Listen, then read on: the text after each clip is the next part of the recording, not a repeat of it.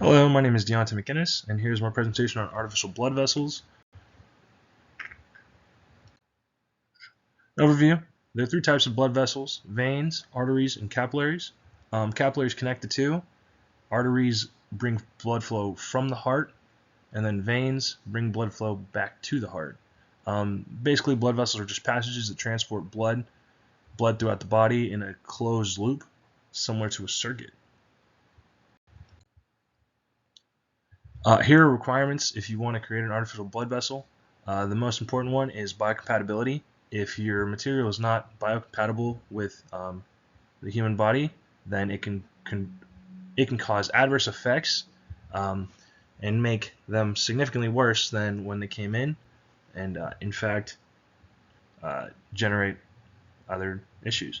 Accurate vessel size. If the vessel is not large enough, or if it's too small, the blood flow will change and restrict throughout that artificial vessel, and can cause significant problems like low blood pressure or high blood pressure. Vessels must be capable of withstanding stress and strain related to blood flow. So if your material is not strong enough, then it won't be able to handle this. It could burst. There could be other complications with this, or it can just deteriorate way too fast. Okay, so design requirements. Basically, for this presentation, we did a simulation for 3 different materials, which will be seen later. And the vessel that's being modeled in the simulation is the coronary artery. Here are the requirements for a coronary artery. The average human blood temperature is about 309 Kelvin. The vessel diameter for a coronary artery in a human adult male is 4 millimeters. Vessel thickness is on average 0.75 millimeters.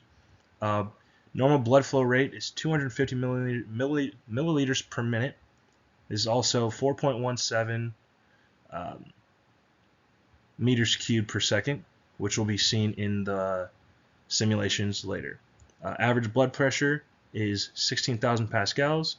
There was also a flow rate for worst case scenario, which is this 5 times flow rate right here, which will not be seen since the results were very similar. All right, so the blood vessel models, here are the requirements. There are 3 separate models varying in lengths. The constants are the diameter and wall thickness. So each of the vessels are going to have that 4 millimeter diameter and 0.75 millimeter wall thickness. But that being said, there will be vessels of 1 millimeter length, 10 millimeters length, and 100 millimeters length. And then we'll be testing 3 different biocompatible materials. The first one is polyethylene terephthalate, otherwise known as PET. The second one is silicone rubber. And the third one is polylactic acid, or otherwise known as PLA.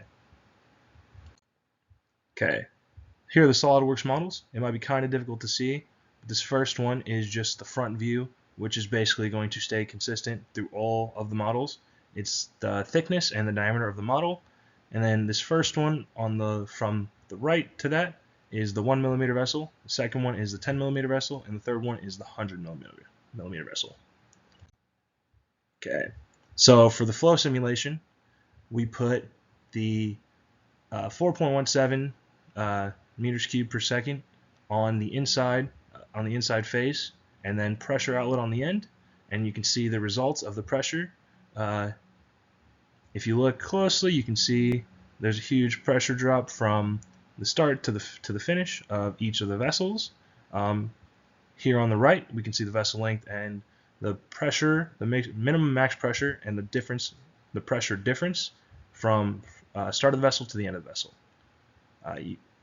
As expected, the larger the vessel is, the greater the pressure drop, since it requires more pressure.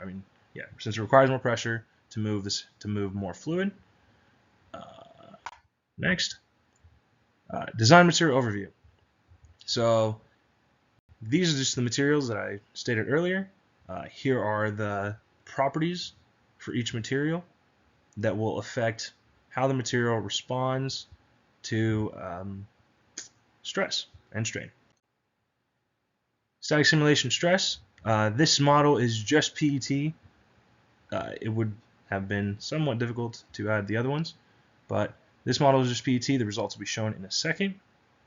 You can see here that the maximum stress is generally felt in the inner diameter of each of the vessels, and that the outside stress is not that high.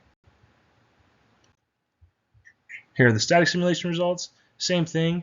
The strain is mostly on in the inside of the vessel, as expected, since that's where the flow is. Okay. Here are the results from the static simulation. As you can see, polyethylene PET experienced the highest strain. The second highest strain. Silicone rubber experienced the highest strain, and polylactic acid experienced the lowest strain. So from this, polylactic acid was the least affected by that flow rate, but not super far off from PET. Okay. If we're looking at the stress, the PET experienced almost the same amount of stress as the PLA, and silicone rubber experienced slightly less stress than both of the two.